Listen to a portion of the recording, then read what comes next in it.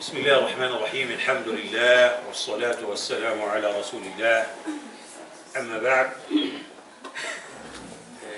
بنبدأ إن شاء الله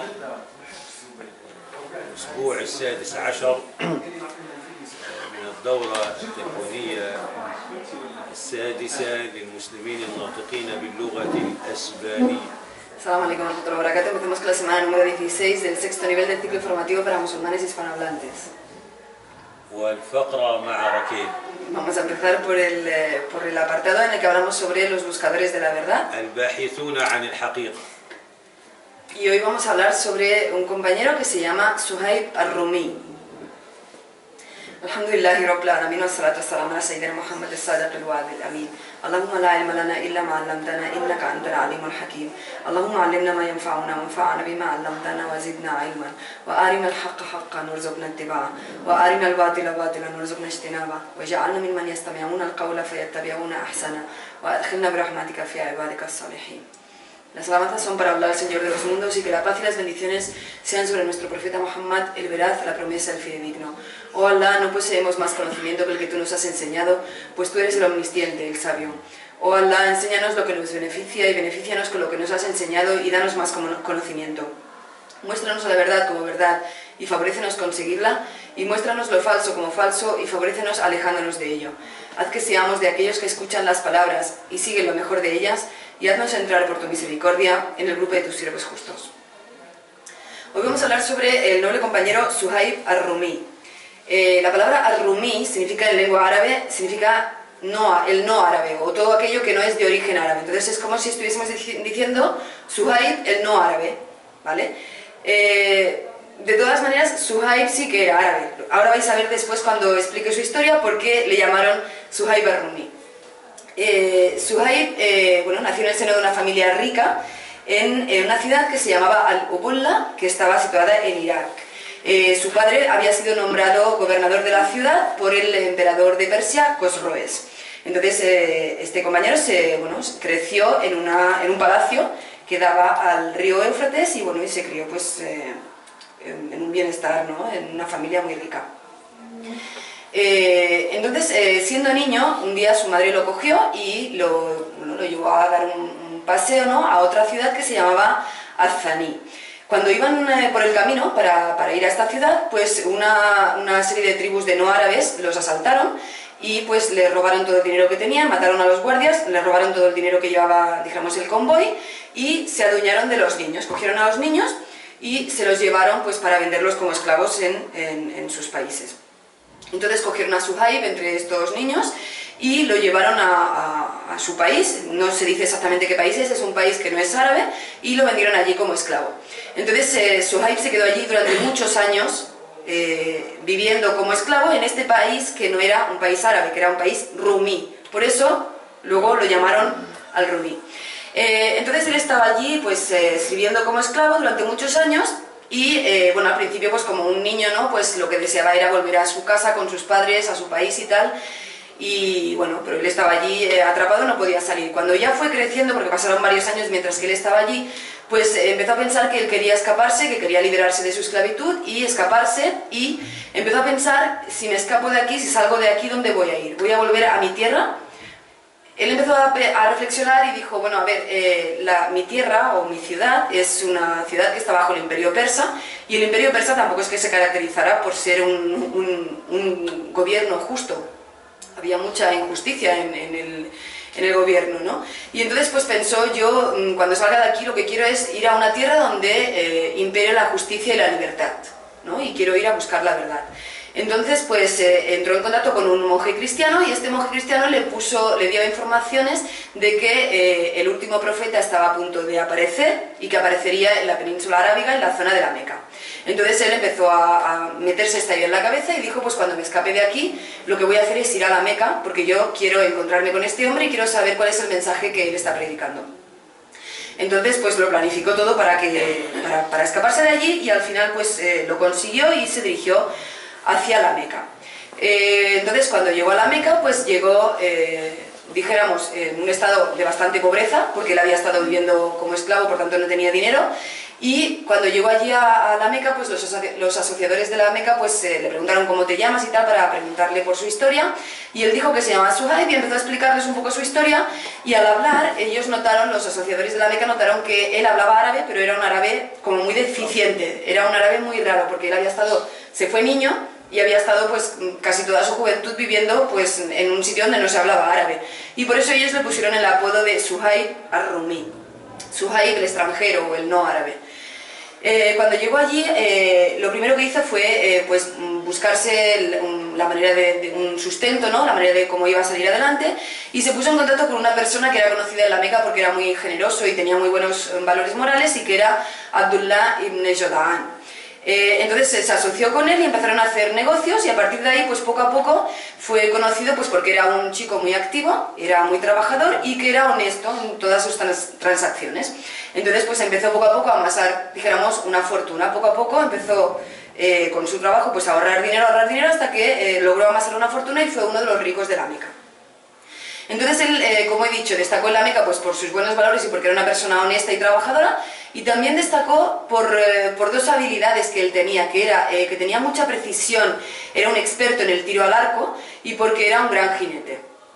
Entonces él pues, se mantuvo por allí en la Meca esperando a ver si algún día aparecía ese profeta que le había dicho el monje cristiano que algún día aparecería, y él pues iba haciendo sus negocios y iba viviendo en la Meca pues una vida rutinaria. En aquella época en la Meca, como todos sabéis, antes de la llegada del Islam, pues lo que había pues era mucha idolatría, ¿no? La gente pues vivía en el día a día pues para obtener sus deseos y tal, y se pasaban, dijéramos, el día pues adorando a unos ídolos que, como sabéis, rodeaban alrededor de la Kaaba, hasta llegaron a poner hasta 360 ídolos alrededor de la Kaaba, y luego cada persona, cada familia tenía su propio ídolo particular allí en casa. Bueno, pues él se mantuvo allí en la Meca hasta que un día empezó a escuchar que Muhammad ibn Abdullah estaba diciendo que él había recibido la profecía y que él venía con una nueva religión que se llamaba el Islam, y que consistía en que debíamos adorar solamente a un único Dios y que estaba prohibido adorar a los ídolos. Entonces él pues cada día en su trabajo, ¿no? En su comercio, pues iba escuchando cómo la gente iba hablando de Muhammad ibn Abdullah, el profeta, y le iban explicando pues lo que él decía, a qué exhortaba a la gente, qué era lo que quería y en qué consistía la religión del Islam. Entonces él pues empezó bueno, como él ya había venido a la Meca para eso, para saber en qué consistía el mensaje, él empezó a pensar que él lo que quería era reunirse con el profeta Muhammad para saber de primera mano qué era lo que le pedía esta religión y en qué consistía el mensaje. Lo que pasa que, como ya he explicado en otra ocasión, los asociadores de la Meca, en cuanto que supieron de, dijéramos, la llegada de la profecía y en qué consistía el mensaje del Islam y tal, y que daba la libertad a las personas, y pues todo eso no les interesaba, y lo que hicieron fue pues cercar, dijéramos, a los musulmanes. No querían que se propagase el mensaje. Entonces cada persona que se demostraba interesada en este mensaje pues era castigada de alguna u otra manera, ¿no? Y entonces, pues claro, lo tenía muy difícil para ir a hablar al profeta Muhammad o a algún musulmán directamente, porque lo estaban vigilando. Estaban todos los asociadores de la Meca vigilando a ver qué pasaba y qué movimientos nuevos había en la Meca. Entonces, ¿qué hizo?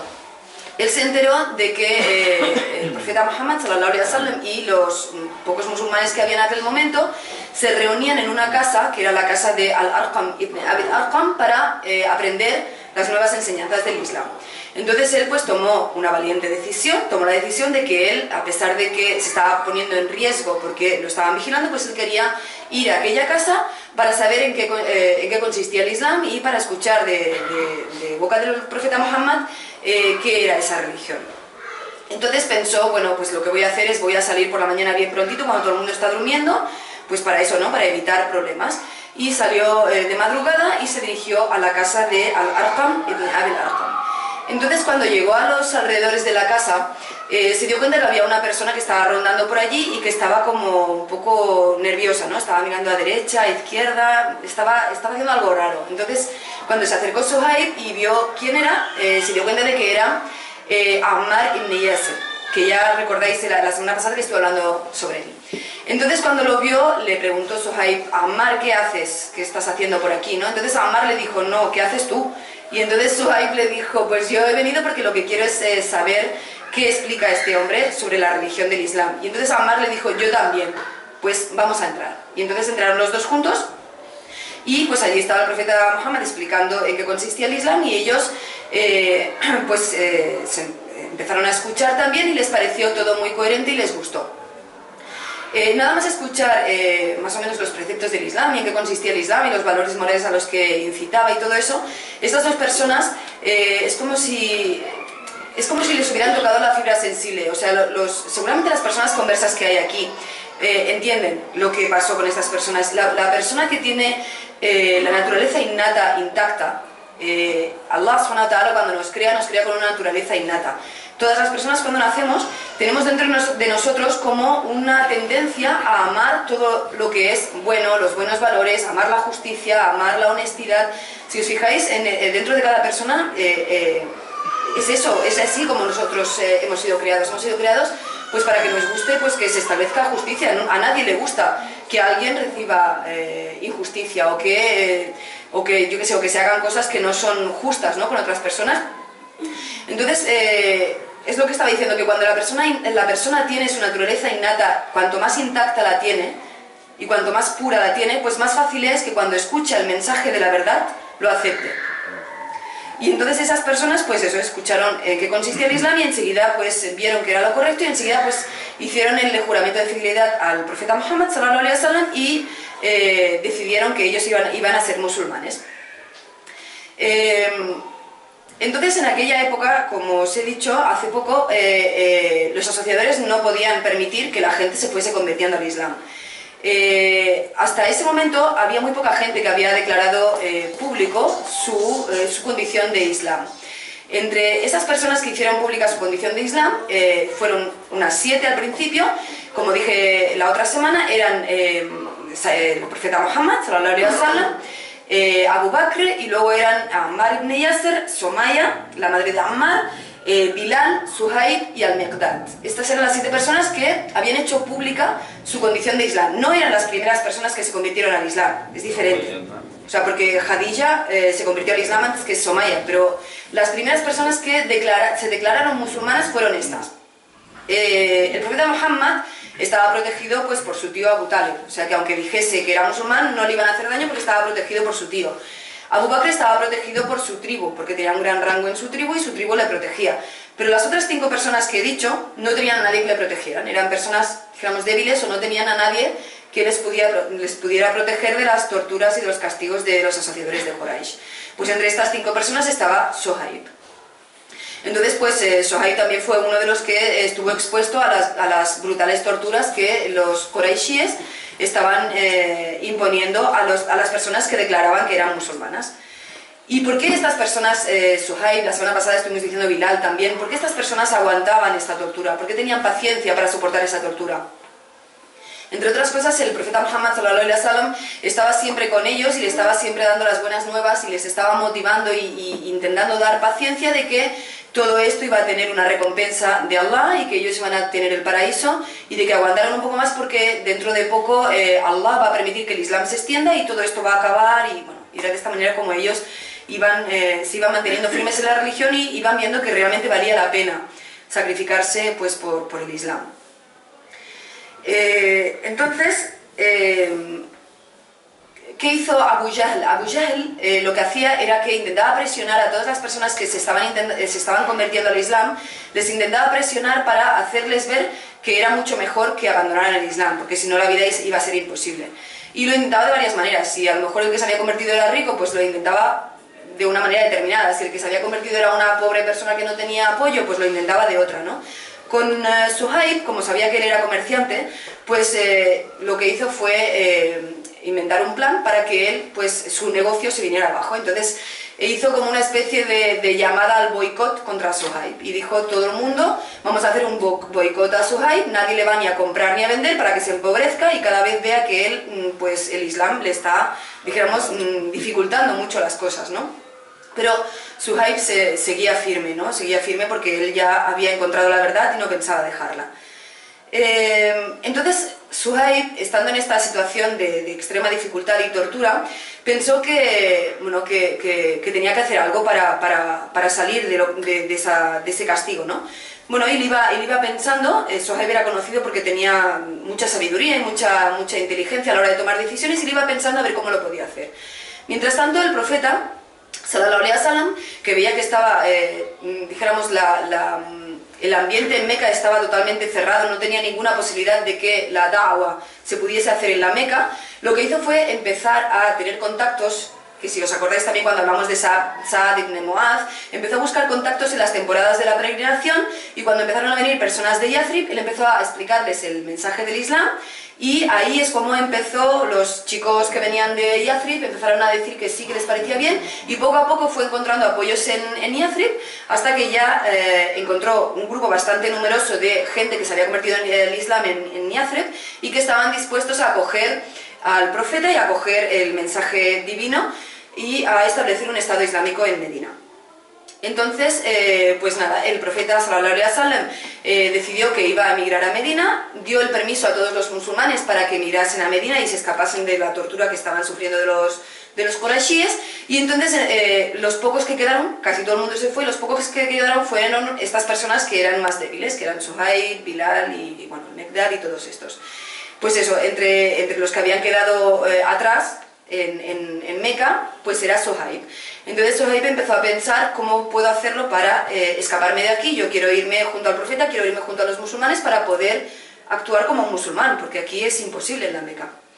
Entonces empezó a pensar, y bueno, se le ocurrió una especie de plan a ver si le salía bien. Entonces, como estaban continuamente vigilándole, había unas personas que estaban dedicadas a vigilar a estas personas que habían quedado musulmanes para que no se escaparan, no se fueran para Medina, él inventó, digamos, un plan.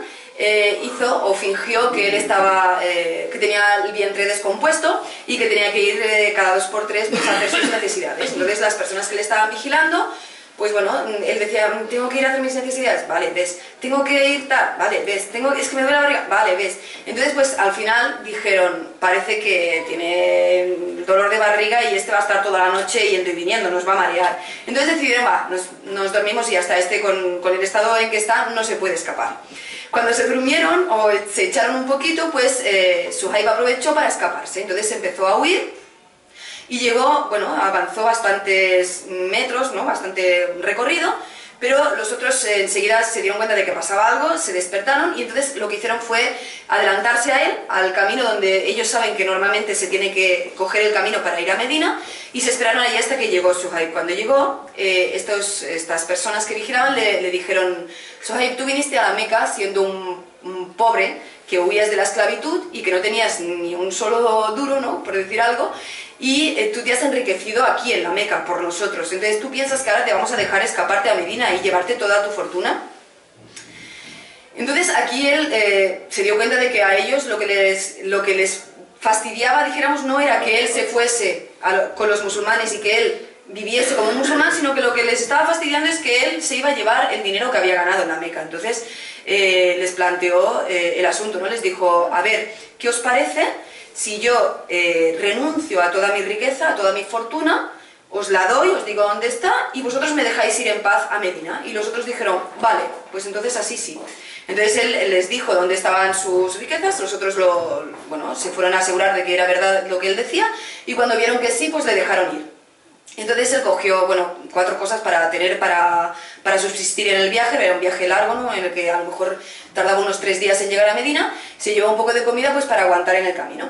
Y nada, hizo este viaje, y antes de llegar a Medina, el ángel Gabriel, Allah subhanahu wa ta'ala hizo que el ángel Gabriel informase al profeta sallallahu alaihi wasallam de lo que él había hecho, de que había renunciado a toda su fortuna para reunirse con el profeta y con los musulmanes. Entonces, cuando él llegó a Medina, encontró al profeta sallallahu alaihi wasallam junto a Abu Bakr y a Omar ibn al-Khattab. Los encontró en la mezquita de Quba, que estaban allí sentados. Entonces, cuando él llegó, como el profeta ya sabía lo que había hecho, la renuncia que había hecho por el Islam, pues se alegró mucho al verlo y le dijo: has ganado en la venta, Abu Yahya, porque el profeta sallallahu alaihi wasallam le había puesto este apodo, ¿no? Le había dicho: tú serás Abu Yahya. Entonces cuando lo vio llegar le dijo: has ganado en la venta, como diciendo: el negocio ha sido redondo, o sea, has dejado todo tu dinero por el Islam, pues tú has salido ganando, ¿no? Y entonces pues lo recibió así con alegría y tal. Y entonces, bueno, Suhaib, claro, venía después de 3 días de viaje y tal, pues venía muy cansado, ¿no? Extenuado del viaje y venía pues con bastante hambre, ¿no? Entonces vio que allí el profeta tenía como un plato con unos cuantos dátiles y entonces pues se puso a comer dátiles, ¿no? Estaba muerto de hambre y se puso a comer dátiles, ¿no? Y entonces aquí hay una cosa que también me ha hecho gracia de recordarla, ¿no? Porque Omar ibn al-Khattab quiso hacer como un buen ambiente, ¿no? Como hacerle sentir que estamos muy contentos de que estés y tal, y entonces pues quiso hacerle como una broma, ¿no? Para que estuviese el ambiente así distendido y bien. Y entonces le dijo al profeta, sallallahu alaihi wasallam, le dijo: el mensajero de Allah, ¿te has dado cuenta de que Suhaib está comiendo dátiles aunque tiene conjuntivitis en un ojo? Porque él había venido en el desierto y bueno, en el desierto hay arena, ¿no? Entonces pues le había entrado arena en el ojo y parece que había desarrollado una conjuntivitis en un ojo. Y entonces él, para hacer gracia, le dijo: mensajero de Allah, ¿te has dado cuenta de que aunque tiene conjuntivitis en un ojo no para de comer? Y entonces el mensajero de Allah le siguió la broma y le dijo: es verdad, Suhaib, ¿cómo puede ser? Estás comiendo con conjuntivitis en un ojo, ¿no? Entonces Suhaib, para no ser menos, siguió la broma y le dijo: sí, no os preocupéis porque estoy comiendo mirando con el otro ojo, o sea, no pasa nada. Y esto también me recuerda, es que, subhanallah, yani, esto también es para aprender de que el Islam no pide que los musulmanes seamos personas rígidas, rudas, serias, antipáticas, todo lo contrario. El profeta sallallahu alaihi wasallam, la sunna del profeta sallallahu alaihi wasallam está llena de puntos en los que él nos muestra cómo él era una persona súper simpática y que le gustaba mucho, ¿no?, hacer este ambiente de distensión. En otra ocasión yo recuerdo que haber leído en algún sitio que había un hadith en el que el profeta estaba sentado con Ali ibn Abi Talib y estaban comiendo también de un plato lleno de dátiles y entonces pues estaban comiendo, ¿no? Ali comía, el profeta comía, cada uno iba comiendo.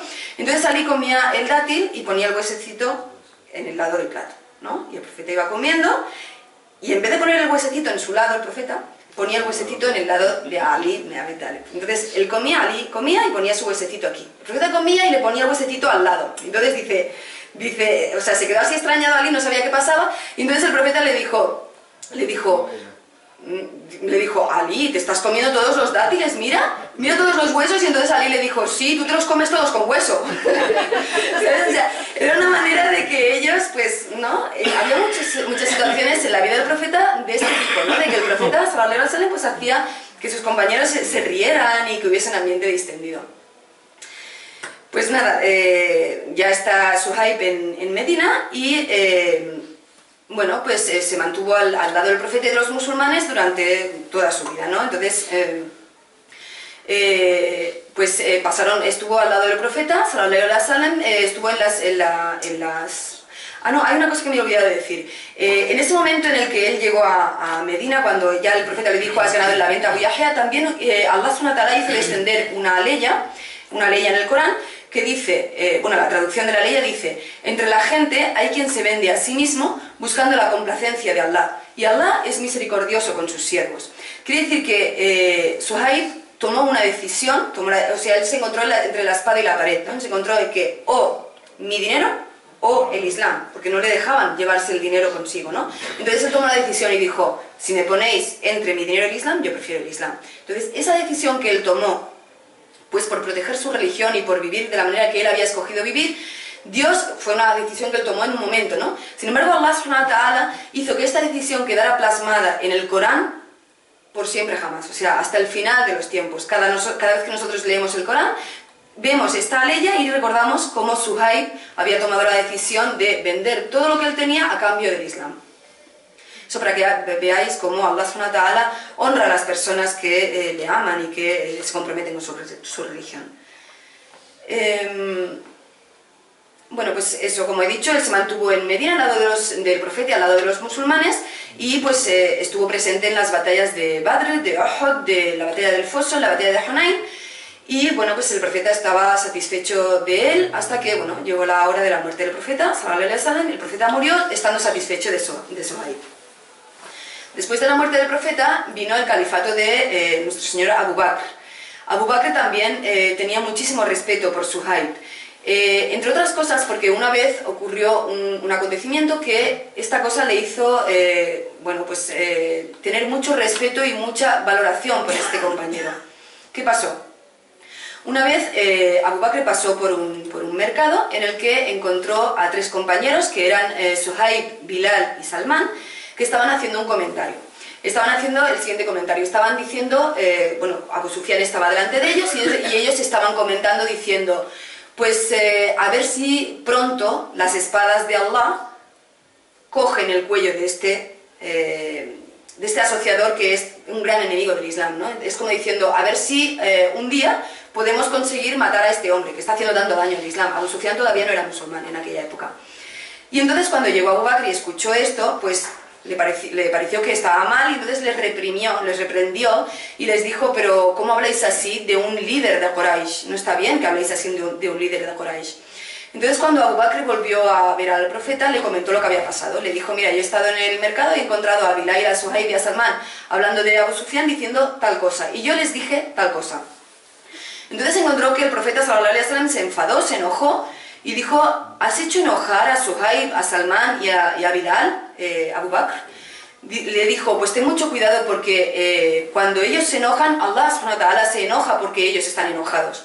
Entonces Abu Bakr se le quedó eso grabado en la cabeza y dijo, pues entonces es que estas personas tienen un alto rango, yo no me había fijado, yo no tengo que nunca enojar a estas personas. Entonces él se dio cuenta de que realmente estas personas tienen un muy alto rango para Allah subhanahu wa ta'ala y él lo tenía siempre en la cabeza y siempre durante todo su califato pues lo trató con mucho respeto y con mucha valoración. Lo mismo sucedió cuando vino el califa Omar ibn al-Khattab, que también lo siguió respetando muchísimo e incluso lo tomó como consejero, ¿no? Cuando tenía que hacer consultas sobre cualquier tipo, pues contaba con él, contaba con Suhaib, y muchas veces cuando él tenía que enviar algún mensaje y no podía ir personalmente el califa Omar, pues enviaba a Suhaib.